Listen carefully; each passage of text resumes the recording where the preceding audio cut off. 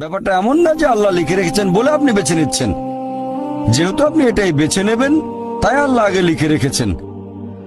এখানে পছন্দ আপনার, তবে আল্লাহ আপনার পছন্দ জানেন। যেমন ধরেন একটা রাস্তার মোড়ে আসলেন, সামনে 5টা রাস্তা, রোড নাম্বার 1, 2, 3, 4, 5। এখানে পছন্দ আপনার, বেছে নিতে পারেন রোড নাম্বার 1, 2, 3, 4, 5। আপনি গেলেন রোড 2-এ।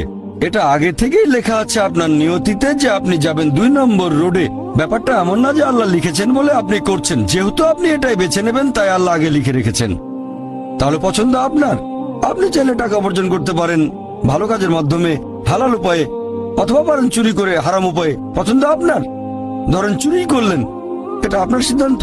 তবে আল্লাহ আগে থেকে জানেন যে এই লোকটা সহজে টাকা পেতে চায়, তাই চুরি করবে। তাই আল্লাহ আগে লিখে রেখেছেন যে এই লোকটা 25 বছর বয়সে চুরি করবে। এখানে দোষটা কার? দোষ আসলে আপনার। তবে আল্লাহর আছে ইলমে গায়েব, তাই তিনি আগেই লিখে রেখেছেন।